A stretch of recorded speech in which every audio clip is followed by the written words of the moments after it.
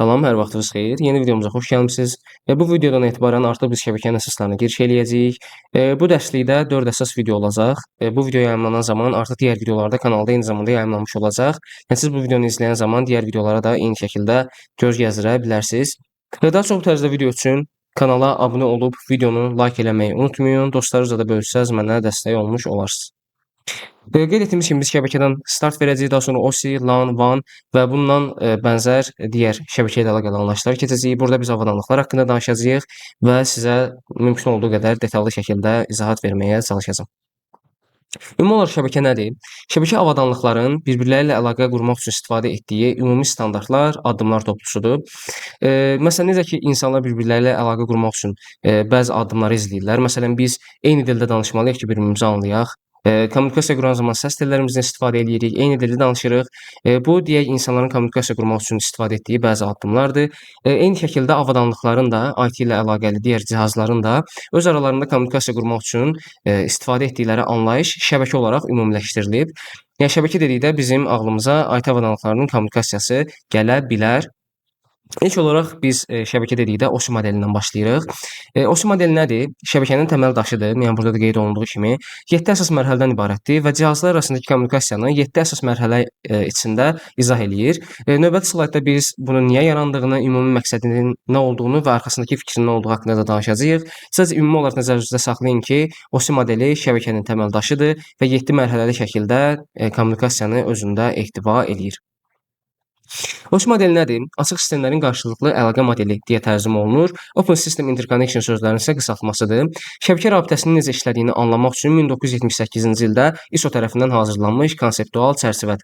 ISO nədir? International Standardization Organization sözlərinin qısaltmasıdır. Yəni ümumi olaraq beynəlmiləl standartlaşdırma institutu və ya orqanizasiyası kimi də tərcümə oluna bilər. ISO-nun məqsədi nədir?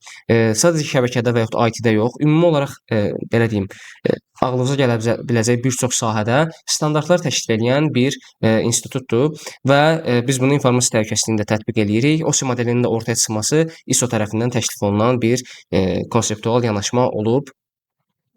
Bunun məqsədi nədir? Bəs bu sualı versəz, OSI modelinin məqsədi müxtəlif istehsalçıların cihazlarının bir-biri ilə uyğun işləməsini təmin etməkdir. 1978-ci ildən daha öncəsində bildiyiniz kimi, yəni bir neçə müxtəlif belə deyim, istehsalçı var ki, özləri üçün fərqli avadanlıqlar istehsal edirlər. Məsələn, deyək ki, bir notebook almaq istəyirsiniz, qarşınızda bir neçə seçim olur. HP ola bilər, Lenovo ola bilər, Dell ola bilər. Bundan əvvəlki dövrlərdə, hansı ki, OSI modeli ortaya çıxmamışdan daha öncə, hər bir istehsalçı cihazların kommunikasiya qurmaq üçün, məsələn, indi driver adlandırdığımız və ya deyək, Wi-Fi qoşulmaq üçün hansı proseslərdən istifadə edir, kommunikasiya qurmaq üçün hansı proseslərdən, protokollardan istifadə edir. Bunu hər bir istehsalçı özünə uyğun tərtib eləyirdi. Yəni, deyək ki, məndə bir HP var, sizdə də bir Acer var. Bu ikisinin kommunikasiya qurmağı bu zaman qeyri-müəyyən və qeyri-mümkün hala gəlirdi və yaxud çox çətin olurdu. Çünki ikimiz kompüterimizi, belə deyim, kommunikasiya üçün tamam fərqli protokollardan, sistemlərdən istifadə etmiş olurduq. Bu problemi aradan qaldırmaq üçün, bayaq da qeyd etdiyimiz kimi, ISO ümumi olaraq OSI modeli adlanan bir, belə deyim, anlayışlar irəli sürdü. Hansı ki, bundan sonra artıq bütün istehsalçılar avadanlıq yaradan zaman kommunikasiya üçün bu OSI modelindən istifadə etməyə başladı. OSI modelinin arxasında duran əsas fikir isə şəbəkə funksiyalarını 7 fərqli qata bölərək hər birini aydın şəkildə müəyyən etməkdir. Ümumi olaraq 7 qatı burada görə bilərsiniz. Application səviyyəsindən başlayırıq, daha sonra presentation, session, transport, network, data link və physical səviyyələrinə doğru gedir. Application istifadəçiyə ən yaxın olan qatdır. Yəni siz kompüter arxasında və yaxud hansısa bir cihaz vasitəsilə bir web browser ola bilər və yaxud hər hansı bir tətbiqin ekranında ola bilər. İnteraksiya keçdiyiniz hansısa bölməyə daxil ola bilərsiniz və yaxud nəsə yaza bilərsiniz. Bu bölmədir. Physical layer isə artıq bütün məlumatların tam olaraq bu proseslərdən keçdikdən sonra fiziki şəkildə ötürülməsini təmin eləyir. Məsələn, deyək, bunun misalı birazdan gələrəm. Yəni, ümumi olaraq bu hissələri də istəyirsə ümumi olaraq toxunaq. Yəni, bu application layer'dan artıq fiziki layer'a qədər sizin, məsələn, göndərdiyiniz məlumat, hansısa bir data, hansı atdığınız bir addım, yazdığınız bir şey mərhələli şəkildə, belə deyim, segmentasiya olunur. Segmentasiya deməyim də, capsulation adlanan bir mərhələyə tətbiq olunur. Məsələn, gördüyünüz kimi burada artıq segment və datagram əlavə olunur, bunun üstünə paket əlavə olunur, bunun üzərinə kadr əlavə olunur. Burada da digər bit axınları üzərinə əlavə olunur. Yəni bu mərhələdə artıq irəlilədikcə sizin məlumatınız capsulation prosesindən keçir və artıq hansı mənbəyə getməlidir, üstünə hansı başlıqlar daşıyır və belə deyim, ümumi xüsusiyyətlərini özündə artıq ehtiva etməyə başlayır. Bunun tərs prosesində deyək ki, siz ötürülmə zamanı hansısa məlumat ötürmək istəyirsinizsə, birinci hissədən 7-ci hissəyə qədər addımları izləyirsiniz. Yox, əks təqdirdə siz məlumatı almısınız və məlumatı əldə etmək istəyirsiniz. Bu zaman isə artıq fiziki layer'dan tətbiqi layer'a doğru, arxaya doğru biz addımları izləyirik. Bu zaman isə əlavə etdiyimiz deyək, frame başlığı var, bit başlığı var, paket vahidi var və yaxud segment datagram vahidləri var. Bunların hər biri artıq yavaş-yavaş çıxarılır, həll olununa gəlir və biz günün sonunda saf şəkildə bir informasiyaya çıxış əldə eləyirik. Bu prosesdə de-encapsulation adlanır. Ümumi olaraq bəzi başlıqlara və onların izahına keçmək istəyirəm. Çox detallı şəkildə mən protokollar haqqında danışmayacağam. Bunu eləsək video çox uzanacaq, amma növbəti dərslərdə biz bunun haqqında da ümumi inşallah mövzulara toxunmuş olacağıq. Bayaq da qeyd etdiyimiz kimi application layer istifadəçiyə ən yaxın olan qatdır, hansı ki siz informasiyaya birbaşa çıxış əldə edirsiniz və informasiya üzərində dəyişiklik eləmə hüququ əldə etmiş olursunuz.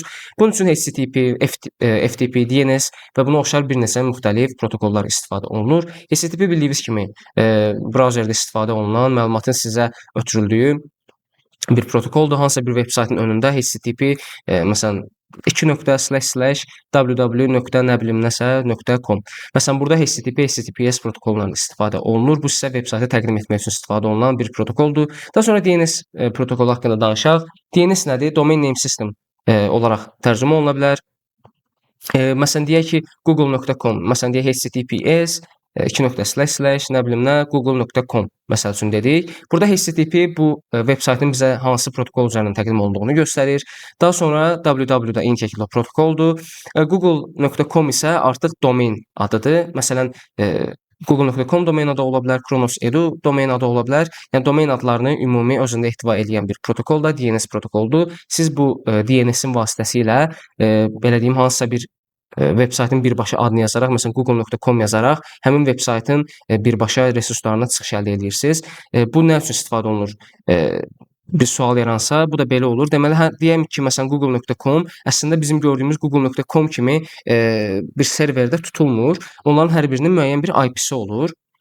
Məsələn, Google-un IP-si ola bilər ki, 89.192.20.05. Məsələn, indi özümdən bir nümunə verdim. Ola bilsin, ümumiyyətlə bu IP ünvanı yoxdur. Məsələn, normalda siz veb sayta çıxış əldə etmək üçün bu IP ünvanını istifadə etməlisiniz. Sadəcə deyək ki, 10 müxtəlif veb saytla sizin gündəlik işiniz olur. Bu IP ünvanlarının hər birini yadınızda saxlamağınız mümkün deyil. Bu səbəbdən DNS adlandırılan bir protokol ortaya çıxdı və bu protokol vasitəsilə də siz həmin veb saytlara IP ünvanını yazmadan birbaşa məsələn google.com yazaraq, kronos.edu.com yazaraq çıxış əldə eləyə bilməyə başlamısınız.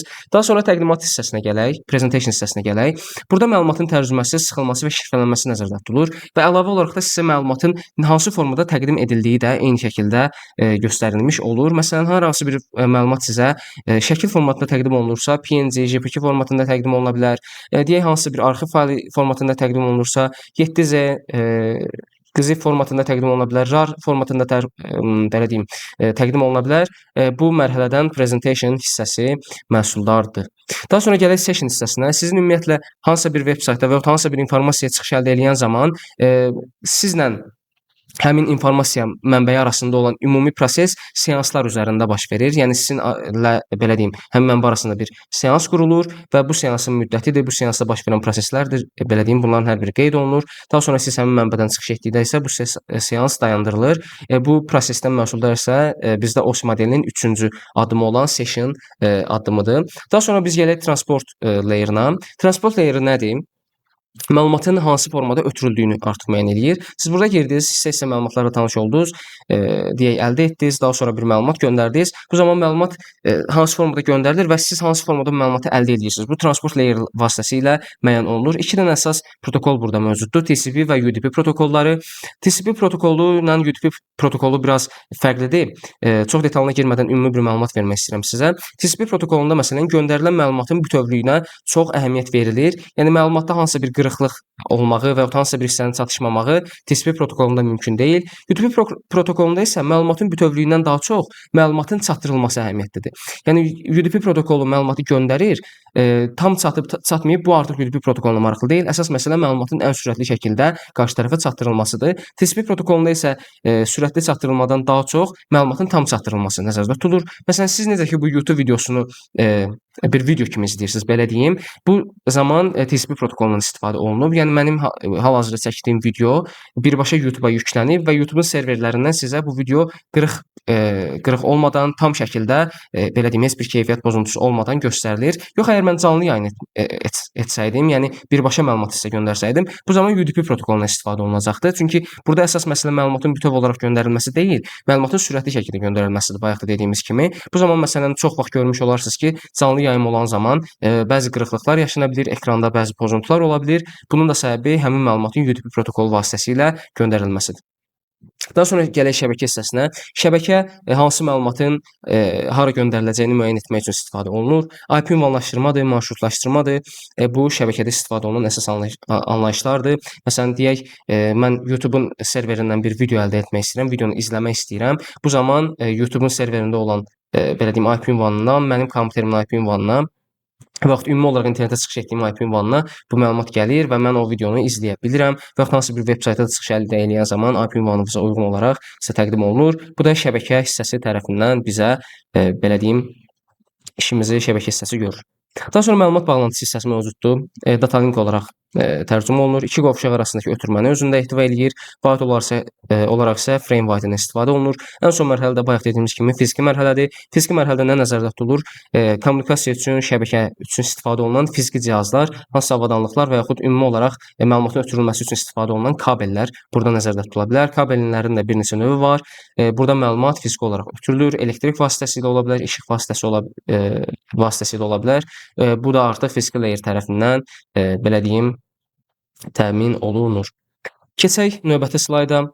Alt qatların işləmə prinsiplərindən ilk olaraq başlayaq. Burada ilk 3 layer'ın ümumi olaraq daha geniş şəkildə izahatı verilib. Məsələn, fiziki qatda nədir? Elektrik siqnalları, kabellər ilə belə deyim, məlumat ötürülür, məlumatı bitlər şəklində ötürür. Yəni 0-1 şəklində ötürür. Daha sonra gələk məlumat bağlantısı qatına, data link qatına. MAC ünvanları ilə kadrlar yaradır. Switch bu qatda işləyir, məlumat növbəti qovşağa göndərir. Switch dediyimiz bir şəbəkə avadanlığıdır. Şəbəkə avadanlıqlarından da biz növbəti videolarda inşallah detallı şəkildə danışacağıq. Məsələn, switch ola bilər, router ola bilər, hub ola bilər. Bunun kimi avadanlıqlar məlumatın fiziki olaraq ötürülməsində rol oynayan real avadanlıqlardır. Növbəti olaraq şəbəkə qatına gələk. Şəbəkə qatında da bayaq nümunə verdik ki, IP ünvanları ilə paketləri ən qısa yolla marşrutlaşdırır. Yəni burada sadəcə mən belə deyim də, yəni söhbət deyək məsələn mənim IP ünvanımı bilir və YouTube-da deyək müəyyən IP ünvanına mənim məlumat göndərir. Burada məsələ o IP ünvanından mənim IP ünvanıma sadəcə məlumatın çatdırılması deyil, ən rahat və ən sürətli şəkildə çatdırılmasıdır. Bunun detallarına çox girməyim. Bunun üçün OSPF protokol var və yaxud müxtəlif protokollar mövcuddur. Bu qədər də bilməyimizə düşünürəm ki, əsaslar hissəsində ehtiyac yoxdur. Ancaq yəni nəzərdə tutun ki, sadəcə məlumatın göndərilməsi yox, məlumatın ən asan və ən sürətli yolla da göndərilməsi burada nəzərdə tutulur. Yəni bu fiziki olaraq təbii ki, söhbət gedir bundan. Transportation hissəsi ilə bunu qarşılaşdırmaq çox yaxşı olmaz. Qeyd etdiyimiz kimi routerda eyni şəkildə bu qatda fəaliyyət göstərir. Bu avadanlıqların hər birinin hansı qatda işlədiyinin haqqında detallı danışacağıq. Məsələn, burada baş qarışmasın. Elə switchlər var ki, məsələn, layer 3-də işləyir. Məsələn, ağıllı switchlər. Hub var ki, fiziki qatda işləyir. Yəni bu avadanlıqlara çox başınız qarışmasın. Sadəcə ümumi bilin ki, layer 2 və layer 3-də məlumat avadanlıqlar üzərindən baş verir. Fiziki qatda isə daha çox kabellər və yaxud belə deyim, siqnallar vasitəsilə, elektrik siqnallar vasitəsilə ötürülür. Daha sonra gələk OS modelinin vizual diaqramına. Burada bayaq qeyd etdiyimiz məlumat hissə-hissə necə encapsulation prosesindən gedir. Encapsulation prosesində məsələn, gördüyünüz kimi fiziki qatda bitlərdir. Daha sonra data linkdə framelər istifadə olunur, şəbəkədə paketlər, daşınmada, yəni transportda segmentlər, sessionda isə sessiyaların idarəsi, yəni bunun kimi encapsulation prosesləri də icra olunur. OS modeli şəbəkə rabitəsini 7 aydın qata bölür. Hər qat yalnız öz funksiyasını yerinə yetirir və qonşu qatlarla ünsiyyətdə olur. Yəni bu proses başdan ayağı heç bir belə deyim mərhələ tullanılmadan və ya keçilmədən mərhələli şəkildə baş verir. OS modelindən bu qədər. Düşünürəm ki, mən bacardığım qədər geniş şəkildə sizə OS modelindən haqqında məlumat verdim. Artıq növbəti dərsdə biz lokal şəbəkədən LAN-dan danışacağıq. Bununla bağlı keçirilən mövzu ilə bağlı hər hansı bir sualınız olsa aşağıda yaza bilərsiniz. Mən yenə bacardığım qədər cavablandırmağa çalışacağam. İnşallah digər mövzuda görüşənədək.